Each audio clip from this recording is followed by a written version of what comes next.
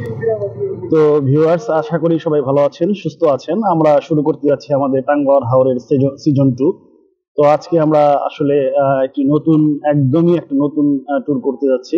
তো আজকে তাহিরপুর থেকে আমরা আসলে টেকের ঘাটের উদ্দেশ্যে রওনা হয়েছি। টেকের ঘাট থেকে যে নীলাদ্রি লেক বা ওখানে যে আরো সুন্দর সুন্দর ট্রাভেল প্লেস গুলো রয়েছে সেগুলো ঘুরে ঘুরে দেখবো।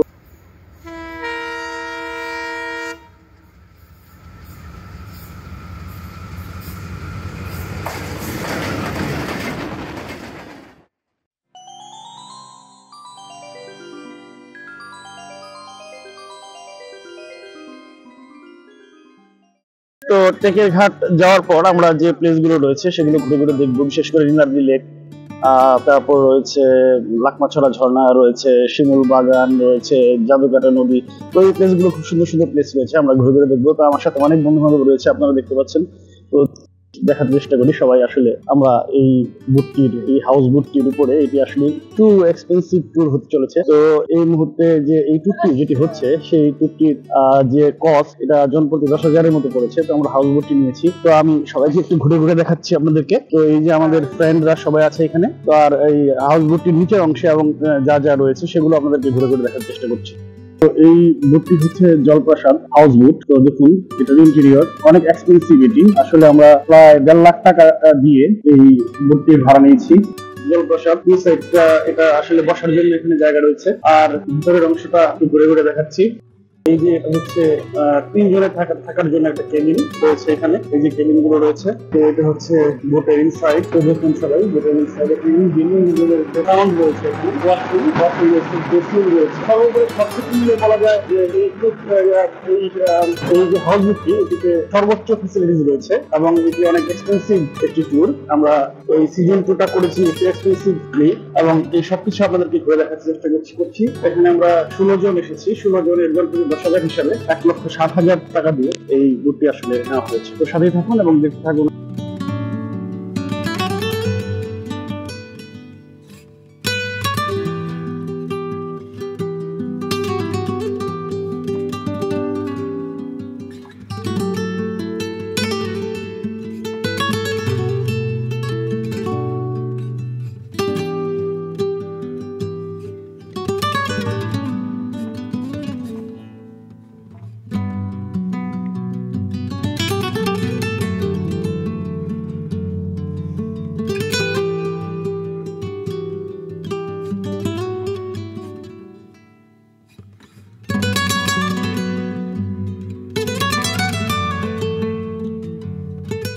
বন্ধুরা, আমরা যাত্রা শুরু করেছি তাহিরপুর থেকে। আমরা হাওড়ের মাঝখান দিয়ে যাচ্ছি। আস্তে আস্তে আমরা এগিয়ে যাচ্ছি জাদুকাটা নদীর উদ্দেশ্যে। তো বন্ধুরা, এই পর্বে আমাদের থাকছে শুধু জাদুকাটা নদী এবং শিমুল বাগান। তো বারেকটিলা বা অন্যান্য আরো যে সুন্দর সুন্দর স্পট গুলো রয়েছে টাঙ্গুয়ার হাওরে, সেইগুলো স্পটগুলো আমরা আগের ভিডিওতে আপনাদের সাথে শেয়ার করেছি। বন্ধুরা, আপনারা চাইলে টাঙ্গুয়ার হাওর যে প্লে লিস্ট রয়েছে সেই প্লে লিস্ট থেকে সেই ভিডিওগুলো দেখে নিতে পারবেন। তো বন্ধুরা, সাথে থাকুন এবং দেখতে থাকুন আজকের আমাদের পর্ব, জাদুকাটা নদী এবং শিমুল বাগান। তো বন্ধুরা, আমার চ্যানেলে নতুন হয়ে থাকলে দয়া করে চ্যানেলটি সাবস্ক্রাইব করতে ভুলবেন না, আর লাইক এবং শেয়ার ও কমেন্টের মাধ্যমে আমার চ্যানেলটিকে এগিয়ে যেতে সহায়তা করবে। তো বন্ধুরা, সাথে থাকুন। আমরা যাচ্ছি টাঙ্গুয়ার হাওর ধরে আস্তে আস্তে জাদুকাটা নদীর উদ্দেশ্যে।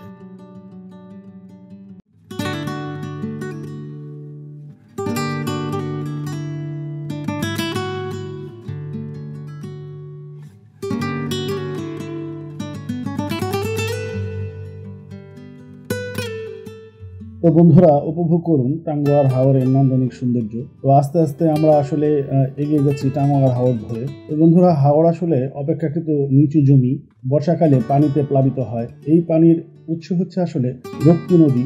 এই রক্তি নদীটি তাহিরপুরের কোনো এক জায়গায় গিয়ে জাদুকাটা নদী নাম ধারণ করেছে। তো বন্ধুরা, এই নদীর পানি আসলে মেঘালয়ের পাহাড় থেকে এই নদীর সৃষ্টি। তো মেঘালয়ের পানি এই নদী দিয়ে বাংলাদেশে নেমে আসার পর এই যে নদীর দুধার যে হাওর অঞ্চল রয়েছে বা অপেক্ষাকৃত নিম্নাঞ্চল রয়েছে, সেই নিম্নাঞ্চল রক্তি নদীর পানিতে প্লাবিত হয় এবং বিস্তীর্ণ অঞ্চল পানির নিচে চলে যায়। এটি আসলে মূলত হাওর। বন্ধুরা, তো বন্ধুরা সাথে থাকুন এবং দেখতে থাকুন টাঙ্গুয়ার হাওরের নান্দনিক সৌন্দর্য।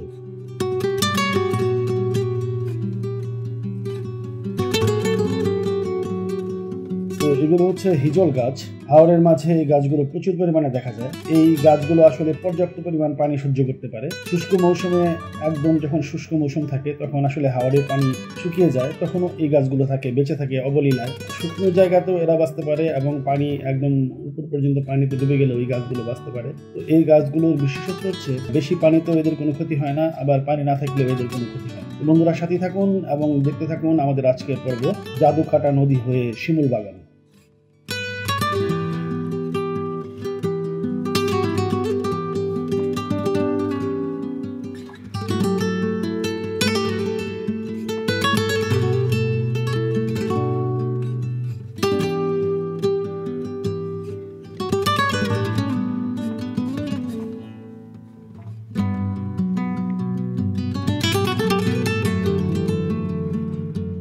তো বন্ধুরা এগিয়ে যাচ্ছি আমরা আস্তে আস্তে জাদুকাটা নদীর উদ্দেশ্যে। টাঙ্গুয়ার হাওরের মাঝখান দিয়ে চলছে আমাদের বোট, আমাদের যে হাউস বোট রয়েছে সেই হাউস বোট, যেটির নাম হচ্ছে জলপ্রাসাদ।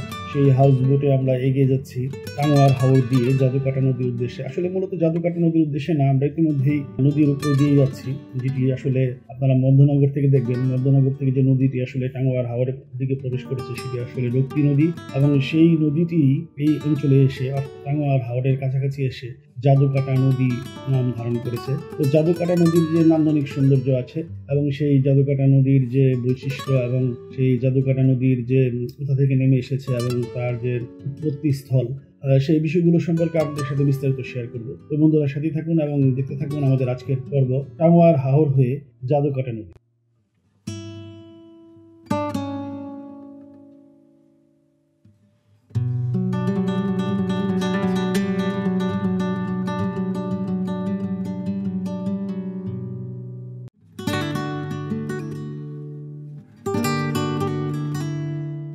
বন্ধুরা এ পর্যায়ে আপনারা দেখতে পাচ্ছেন দূরে আসলে যে মেঘালয়ের পাহাড় দেখা যাচ্ছে সেটি আসলে মেঘালয়ের পাহাড়। এটি একেবারে বাংলাদেশ ভারত সীমান্তবর্তী অঞ্চল এই অঞ্চলটি, এবং এখান থেকে সীমান্ত খুব একটা বেশি দূরে নয়। তো বন্ধুরা সাথে থাকুন এবং দেখতে থাকুন আমাদের আজকের পর্ব টাঙ্গুয়ার হাওর দিয়ে জাদুকাটা নদী এবং মেঘালয়ের নান্দনিক সৌন্দর্য।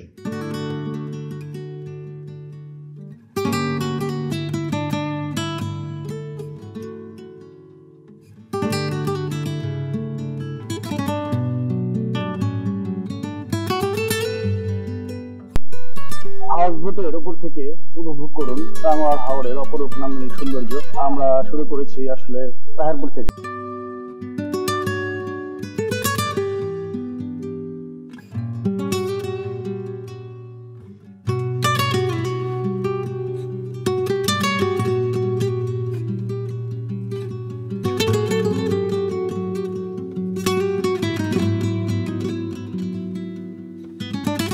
তো বন্ধুরা টাঙ্গুয়ার হাওর নিয়ে কিছু তথ্য আজকে আপনাদের সাথে শেয়ার করতে যাচ্ছি। টাঙ্গুয়ার হাওর হচ্ছে সুনামগঞ্জ জেলার প্রায় 100 বর্গ কিলোমিটার পর্যন্ত বিস্তৃত দেশের বৃহত্তম মিঠা পানির জলাভূমি।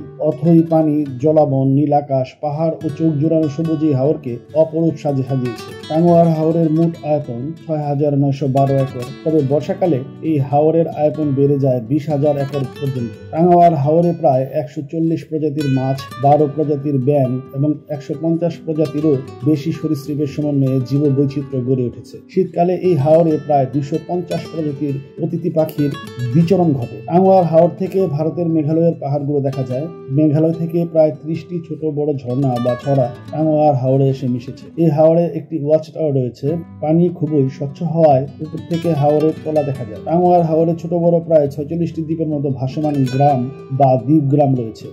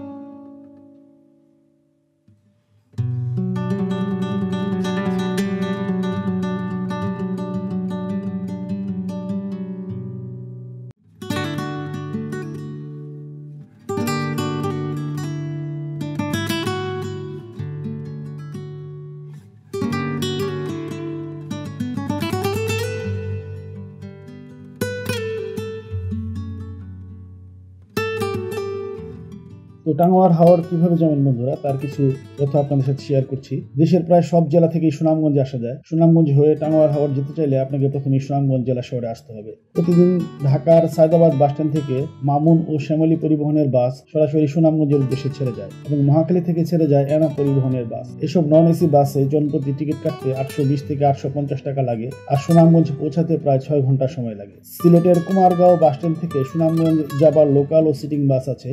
সিটিং বাস ভাড়া 100 টাকা। সুনামগঞ্জে যেতে 2 ঘন্টার মতো সময় লাগে। অথবা শাহজালাল মাজারের সামনে থেকে সুনামগঞ্জ যাবার লাইট গাড়িতে 200 টাকা ভাড়ায় যাওয়া যায়। সুনামগঞ্জ থেকে লেগুনা সিএনজি বাইক করে তাহিরপুরে সহজেই যাওয়া যায়। তাহিরপুরে নৌকা ঘাট থেকে সাইজ এবং সামর্থ্য অনুযায়ী নৌকা ভাড়া করে বেরিয়ে আসুন টাঙ্গুয়ার হাওর থেকে। তবে শীতকালে পানি কমে যায় বলে আপনাকে লেগুনা সিএনজি বাইক যুগে যেতে হবে সুলেমানপুর। সেখান থেকে নৌকা ভাড়া করে নিতে পারবেন।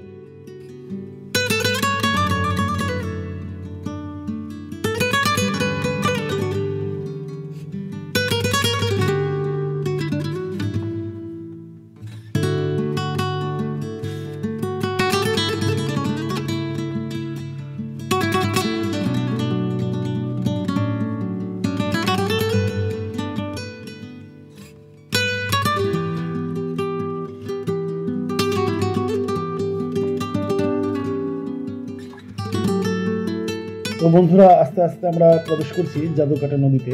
আমরা দেখতে পাচ্ছি জাদুকাটা নদীর নান্দনিক সৌন্দর্য।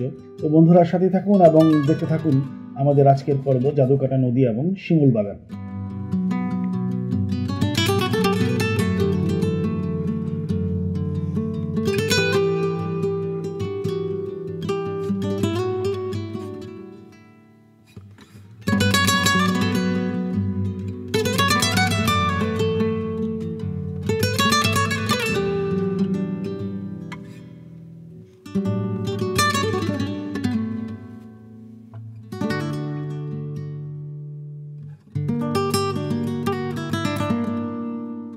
তো বন্ধুরা আমরা প্রবেশ করছি জাদুকাটা নদীতে।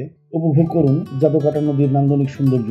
তার আগে আমরা জাদুকাটা নদীর কিছু তথ্য আপনাদের সাথে শেয়ার করতে চাই বন্ধুরা।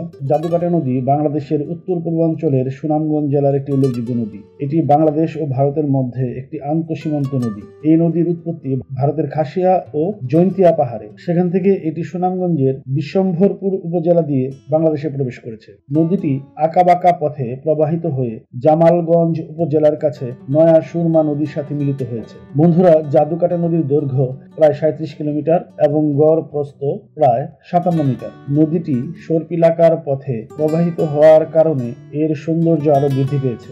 বাংলাদেশ পানি উন্নয়ন বোর্ড কর্তৃক এই নদীর প্রদত্ত পরিচিতি নম্বর হল উত্তর পূর্বাঞ্চলীয় নদী নং 72। এই নদীর গভীরতা 8 মিটার এবং অববাহিকার আয়তন 125 বর্গ কিলোমিটার। জাদুকাটা নদীতে সারা বছরই পানি প্রবাহ থাকে, তবে সাধারণত স্বল্প বন্যায় নদীর 2 তীর প্লাবিত হয়। এই নদীর তীরে আনোয়ারপুর ও দুর্লভপুর নামে 2টি নদীবন্দর রয়েছে। জাদুকাটা নদী শুধু প্রাকৃতিক সৌন্দর্যের জন্যই বিখ্যাত নয়, এটি বাংলাদেশের খনিজ শিল্পে গুরুত্বপূর্ণ অবদান রাখে। এই নদী থেকে পাথর ও বালু উত্তোলন করা হয়, যা নির্মাণ কাজে ব্যবহৃত হয়। তো বন্ধুরা সাথে থাকুন এবং দেখতে থাকুন জাদুকাটা নদীর নান্দনিক সৌন্দর্য। আর চ্যানেলে নতুন হয়ে থাকলে দয়া করে চ্যানেলটি সাবস্ক্রাইব করতে ভুলবেন না, আর লাইক এবং শেয়ার এবং কমেন্টের মাধ্যমে ভিডিওটি অন্যদেরকে দেখার সুযোগ করে দিন।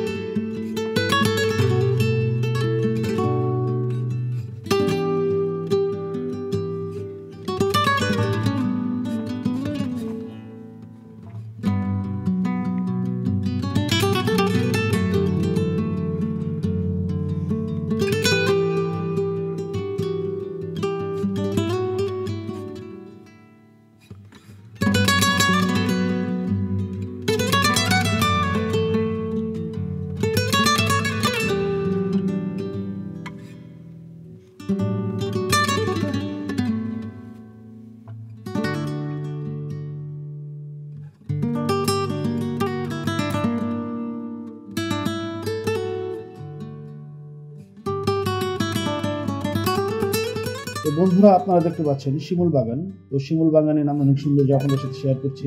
তো এই বাগানটি শুধু সুনামগঞ্জ জেলাতেই নয়, পুরো দেশেই বেশ জনপ্রিয়তা পেয়েছে। তো বসন্তকালে এই বাগানের শিমুল ফুলগুলো একসঙ্গে ফুটে, যা এক মনোমুগ্ধকর দৃশ্যের অবতারণা। তো বন্ধুরা, শিমুল বাগান দেখতে পাচ্ছেন আপনারা। তো শিমুল বাগান সম্পর্কে কিছু তথ্য আপনাদের কাছে শেয়ার করতে চাই।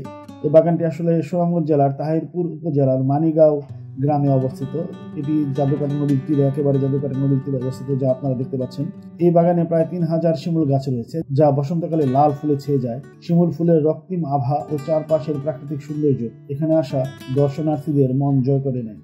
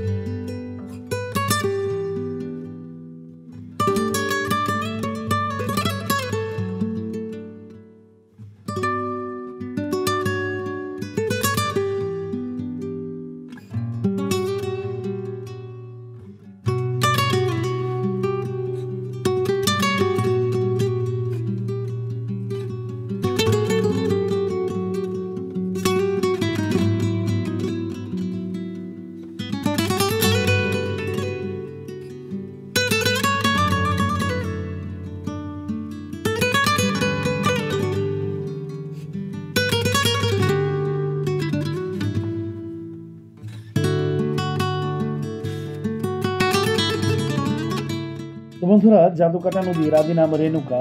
জনশ্রুতি অনুযায়ী নদীর তীরে এক গ্রামের বধূ তার শিশুপুত্র জাদুকে কুলে নিয়ে মাছ কাটছিলেন। হঠাৎ অন্যমনস্ক হয়ে তিনি মাছের বদলে তার সন্তানকে কেটে ফেলেন। সেই ঘটনা থেকেই নদীটির নাম জাদুকাটা হয়েছে বলে মনে করা হয়। জাদুকাটা নদীর তীরে লাউয়ের গড় এবং বারেকটিলা পাহাড় অবস্থিত, যেটি নদী থেকে আপনারা দেখতে পাচ্ছেন বন্ধুরা, যে বারেকটিলা পাহাড়, যা নদীটির সৌন্দর্য আরো বাড়িয়ে তোলে। এই নদীর স্বচ্ছ জলধারা, নীল আকাশ এবং সবুজ পাহাড় মিলে এক অপূর্ব প্রাকৃতিক দৃশ্য তৈরি করে। বন্ধুরা, সাথে থাকুন এবং দেখতে থাকুন জাদুকাটা নদীর নান্দনিক সৌন্দর্য।